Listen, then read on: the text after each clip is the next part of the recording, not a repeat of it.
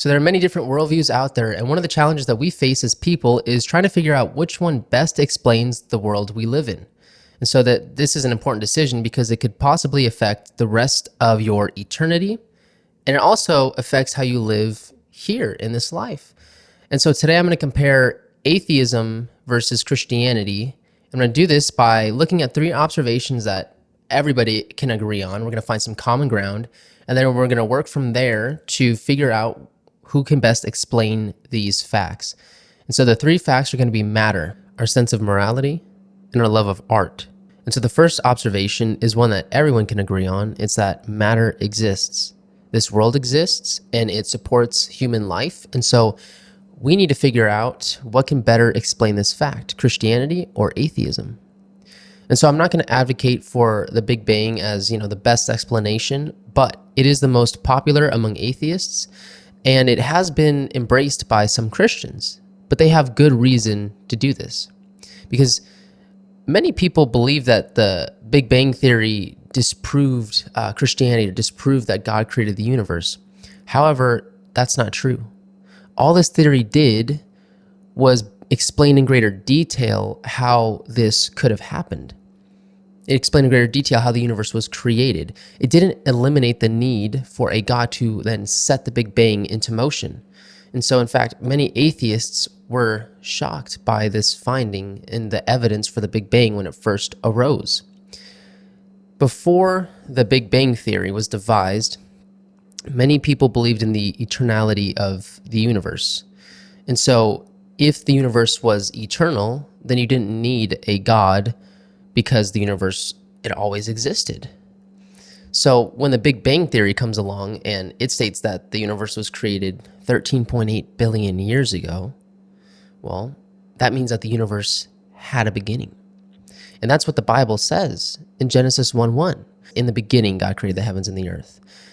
And so, in other words, the world had a beginning.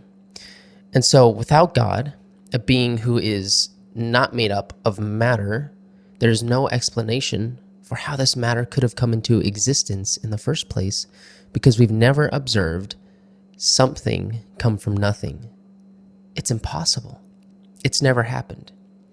And so again, one argument for this against this has been that the universe is eternal. And so this was held again by many people before the Big Bang Theory emerged, and it was something that Aristotle argued for in his 8th book of physics. But time cannot be eternal, and this is because you cannot traverse an infinite. That sounds complicated. I'm going to explain it. All right. It was just argued for by a man named Al-Kindi, but I'm going to put it into concrete terms using a pen. And so if this pen is a timeline, and you have right here is the creation of the universe, the Big Bang, and then right here is us today. So we started from here, we went all the way to today. But if the universe is eternal, think of the end of this pen shooting out, and it goes out across and out of the frame forever. If that's the case, we could never make it all the way to here. It's not logical. The pen would just continue to go and go and go and go, and it would never end. Therefore, we could never traverse that and get to here. Secondly, you can't add to an infinite. This is us. And then tomorrow, we're going to add another day on the timeline, and another day, and another day. And so that means that if this timeline was infinite, you couldn't do that. You couldn't add to it. It wouldn't be lacking. And so those are 2 reasons why the eternality of the universe has been rejected. And it means that we need a beginning to the universe. And because matter cannot be created out of nothing, God is the better or the best explanation for the fact that matter exists at all. He is the all-powerful God, and he is not made up of matter, and so therefore he can do it. He's also outside of time, which means that he could therefore cause the beginning of time. And so with that being said, we're going to move on to the second point, which is our sense of morality. We share many of the same values of what actions are right or wrong. I'm sure many of you think that stealing is wrong, or you think that murder is wrong. Virtually all people claim that certain actions are right and that other actions are wrong. And while we might not all agree on the details, the point is that we make those distinctions of right and wrong. So the question you have to ask is why? Who can better explain the existence of morality? In the Christian worldview, it makes total sense. Psalm 86:5 says that God is good and forgiving. It says that he abounds in steadfast love. And so we know that we are made in the image of this good God. That's what Genesis 1:27 says. And as a result, that good God's morality is written on our hearts. That's what Romans 2:15 says. And so God has shared with us humans what is good and what moral decisions are. And so many of us share these values as a result. And so I like what C.S. Lewis said about morality. He gives an analogy. He says that you and I, we know what a crooked line is because we know what a straight line is. When you have a ruler, you can very clearly go up and hold the ruler up to a line, and you can see if it's straight or not.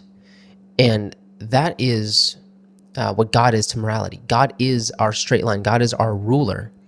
He is the source of goodness and the source of morality.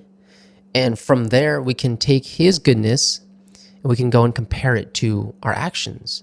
And we can see if they measure up to that standard of goodness. And so a moral God of the Bible who wrote this morality on our hearts, it makes sense of our distinctions between right and wrong. He is the straight line. He is the ruler that we measure up to.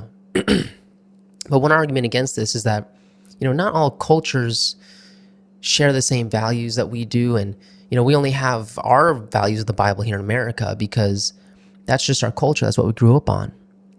But I would say a couple things to that. For one, many of our values don't line up with the Bible here in America. And secondly, yes, if you go across other cultures, there might be differences in morality. But the point is that we make those distinctions of right and wrong. You see, in the Bible, God says that we all fall short of his goodness. In Romans 3:23, we all fall short of the glory of God. We don't know God's morality perfect because we're not perfect and we don't have unlimited knowledge. So therefore, there will be disagreements because we live in a sinful and fallen world. That's what the Bible tells us. But the point here is that we have a sense of right and wrong.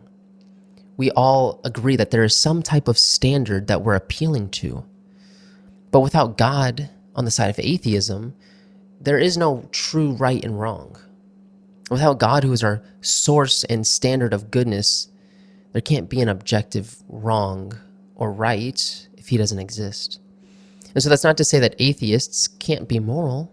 I know atheists who are very moral, kind, compassionate, and generous people, but the reality is that their worldview, it doesn't really justify or best explain why they do what they do.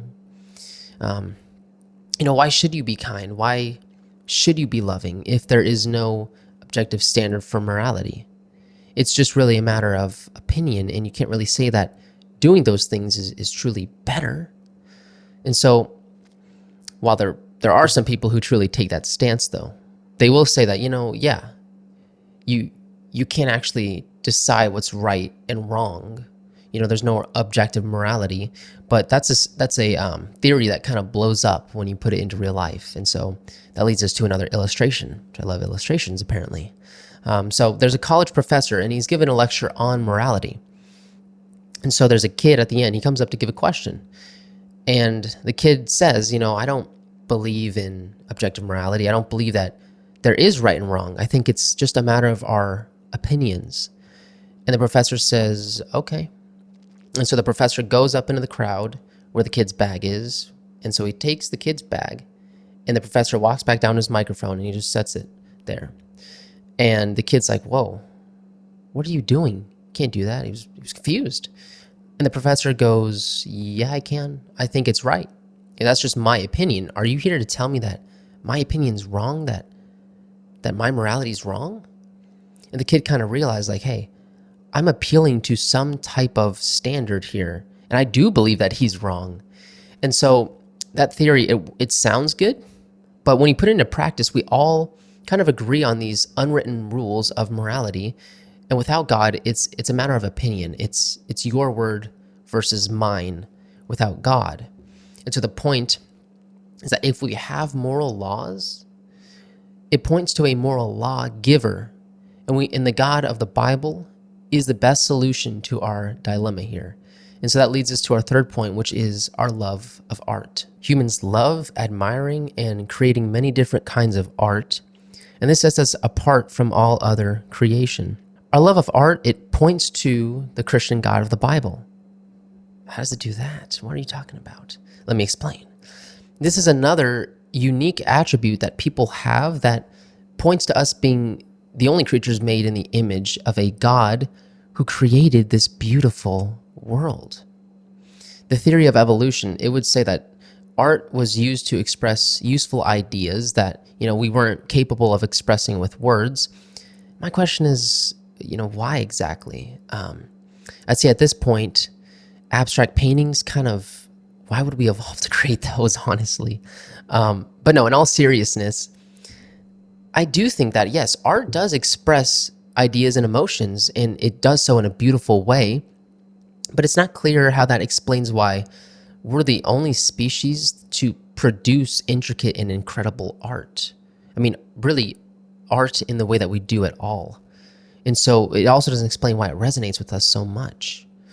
Our love of art and beauty, it points to a God who loves beauty and who created the greatest pieces of art right here on earth. And again, humans are the only creatures who create simply out of their own joy and love of creating. Not all people make music or paint or write because they can make money from it. People do it because they love art and they love creating. I play the bass guitar. I may not ever make a dime from playing, but I don't care. I love music, and I absolutely love to create bass lines and play my favorite songs, like all of Flea's bass lines. Hi, Flea. No. But I don't really benefit commercially or socially from playing the bass. People aren't like, oh, there's Luke, the great bass player. Look how cool he is.